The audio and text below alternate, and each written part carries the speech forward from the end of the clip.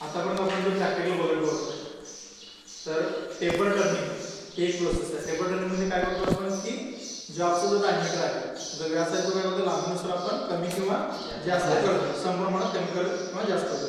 तर याच्या अगोदर आपण टेपर टर्निंग बघितलेलं टेलस्टॉक ऑफसेट, त्याच्यामध्ये काय केलं हा जो टेलस्टॉक होता त्याला काय केलं आपण ऑफसेट केलं। ऑफसेट म्हणजे त्याच्या मेन सेंटर पासून शिफ्ट केलं। तर हेच टेपर करायची दुसरी एक पद्धत आहे जी आपण आज बघणार। तर आपल्याकडे जो जॉब आहे त्याच्यामध्ये आपण एका साइडला जो टेपर केला तो टेलस्टॉकच्या ऑफसेटने केला। तर याच्या दुसऱ्या साइडला आपल्याला जो टेपर करायचा आहे तो टेपर कसा आहे कंपाऊंड स्लाइडचा आहे। आता कंपाऊंड स्लाइड तुम्हाला माहिती आहे सर्वांना की कंपाऊंड स्लाइडला आपण अँगल देऊ शकतो आणि कंपाऊंड स्लाइडला अँगल देऊन आपण काय करायचं आहे कंपाऊंड स्लाइडला जे टॉप स्लाइड आहे त्याची जी काही मूवमेंट आहे त्याची मॅन्युअल मूवमेंट करून आपल्याला काय करायचं आहे टेपर करायचं। तर आता हा टेपर किती करायचा आहे तर आपण ड्रॉइंग वरून बघू, त्यानंतर याच्यावर मार्किंग करून आपण त्या पद्धतीने प्रोसिजर करू तिथं जाऊ। तर ज्या साईडला टेपर करायचं त्याचा आपल्याला जॉब ड्रॉइंग इथं दिलेलं आहे।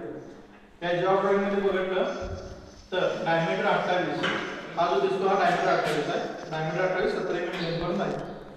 तर ह्या डायमीटरची सुरुवातीला आपल्याला काय करायचं आहे डायमीटर 14 ते 15 mm लेंथ पर्यंत म्हणजे 14 mm चा व्यास 15 mm वर करून घ्यायचा। म्हणजे इथं आपलं काय आलं स्टेप टर्निंग आली, म्हणजे सुरुवातीला आपल्याला स्टेप टर्न करून घ्यायचं। स्टेप टर्न केल्यानंतर 20 mm लांबीचा आपल्याला काय करायचं आहे टेपर तयार करायचा।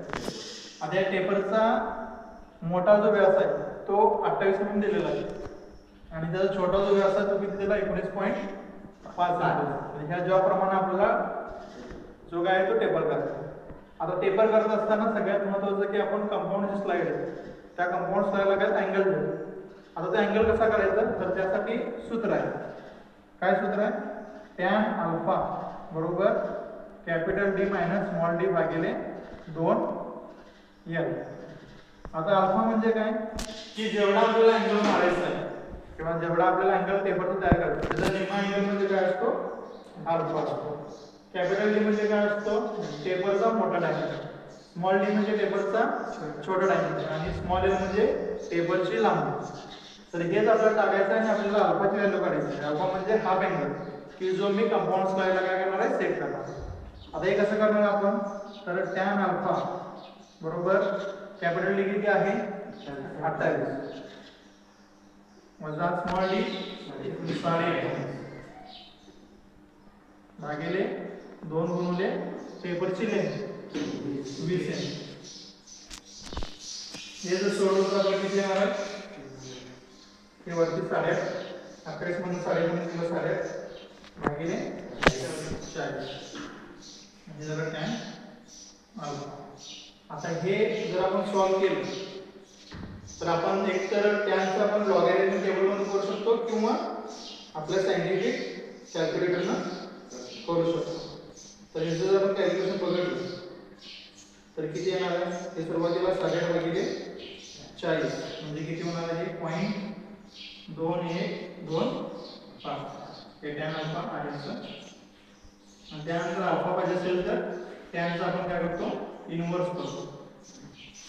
टॅनचा इनव्हर्स किती येतो 0.2 म्हणजे आपण काय केलं अल्फाला हा टॅन इथं येतो इथे त्याला इनव्हर्स मध्ये येतो आणि त्यावर आपल्याला अल्फाची व्हॅल्यू जर आपण म्हटलं तर आपण काय करतो टॅनचा इनव्हर्स करतो किती 0.2125 याच्यावर आपल्याला मिळतो 12 डिग्री। म्हणजे हा जो 12 डिग्री आहे हा काय टेपरचा इन्क्लुडेड अँगल। तर आपण हा टेपर करत असताना 12 डिग्रीचा कंपाऊंड स्लाइडला काय करणार अँगल देणार आहे। टॉप स्लाइडच्या मदतीने आपण काय करणार आहे टेपर टर्निंग करणार आहे। त्याच्यामध्ये सुरुवातीला आपण 15 mm वरती आणि तिथून पुढे 20 mm पहिला मार्किंग करून घ्यायचं। मार्किंग केल्यानंतर आपल्याला स्टेप टर्निंग करायचं आहे। स्टेप टर्निंग झाल्यानंतर आपल्याला टेपर तयार करायचं आहे। तर त्याच्या अगोदर सुरुवातीला आपण मार्किंग करू। त्यानंतर आपण स्टेप टर्निंग करून घेणार सुरुवातीला। स्टेप टर्निंग करायची प्रोसेस आपण अगोदर बघितलेलीच आहे। आपला जो त्रिज्याचक आहे त्या त्रिज्याचक मध्ये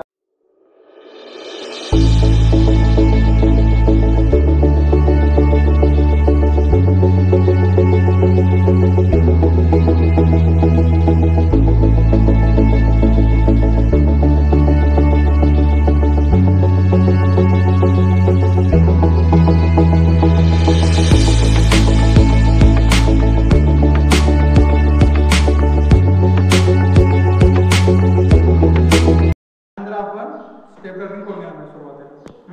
स्टेप टर्निंग करायची प्रोसेस आपण अगोदर बघितलेलीच आहे. आपला जो त्रिज्याचक आहे त्या त्रिज्याचकमध्ये आपण डायरेक्ट अगोदर जे काही गोळींची स्टेप केलेली आहे त्या स्टेपवरती आपण काय करणार आहे, जॉब पकडणार आहे.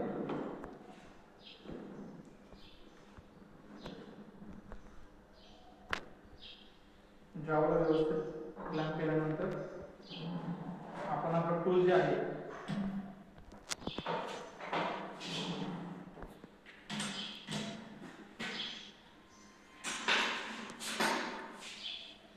त्यानंतर आपल्याला मेन स्विच ऑन करून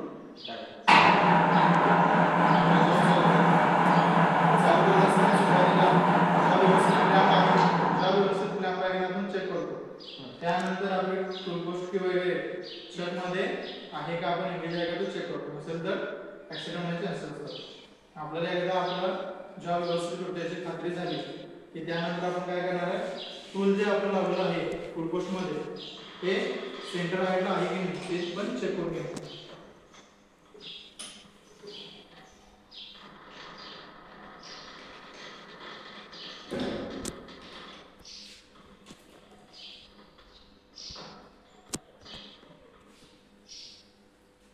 आपलं जे टूल आहे ते बरोबर सेंटर साईडला आहे. त्यामुळे आपण काय करणार, फक्त आपले रेग्युलर जे काय ते स्टेप टर्निंग करू.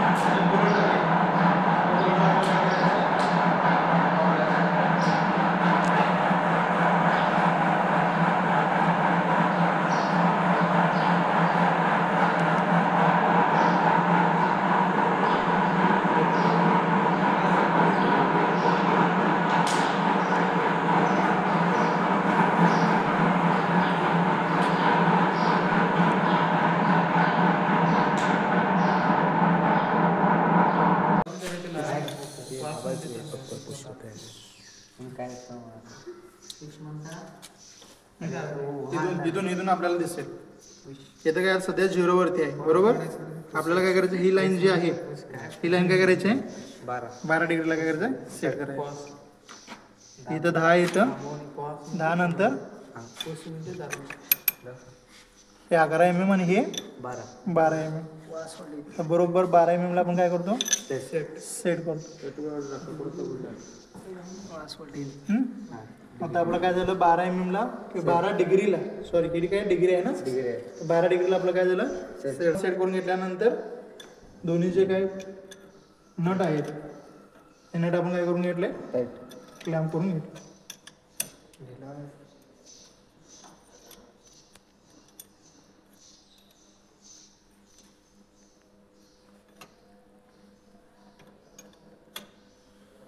म्हणजे माझं जे काय आता कंपाऊंड स्लाइड आहे ती काय झाली 12 डिग्रीला सेट झाली पूर्णपणे. ते सेट केल्यानंतर आपल्याला जे काय टॉप स्लाइड आहे त्या टॉप स्लाइडच्या साहाय्याने काय करायचं आहे टेबल टर्निंग करायचं. ते करत असताना ज्या ठिकाणी आपल्याला पाहिजे कट चालू करायचं त्या ठिकाणी आपण काय करणार हे घेऊन जाणार. हे घेऊन कॅरेज वगैरे आपण घेऊन गेल्यानंतर कॅरेज रिक्वायर्ड पोझिशनला आपण सेट केल्यानंतर एकदा काय करणार आपला जो काही टूल जे आहे हे टूल आपलं व्यवस्थितरित्या बसले की नाही आपण चेक करणार की जेणेकरून माझा काय झाला पाहिजे फक्त सिंगल पॉईंटच काय झाला पाहिजे टच झाला पाहिजे. आता या ठिकाणी आपण बघितलं तर काय वाटतं आपल्याला की आपला सिंगल पॉईंट काय झाला टच झाला. जर सिंगल पॉईंट टच झाला नसेल तर आपण काय करणार हे जे काही टूल पोस्ट आहे हा टूल पोस्ट करणार लूज करून काय करणार आपल्याला योग्य त्या अँगलमध्ये आपण काय करणार टूलाला सेट करून घेणार. आता ऑलरेडी माझा काय झालेला आहे व्यवस्थित अशा अँगलमध्ये आहे. नसेल तर आपण काय करणार अँगलमध्ये सेट करून घेणार. यानंतर आपण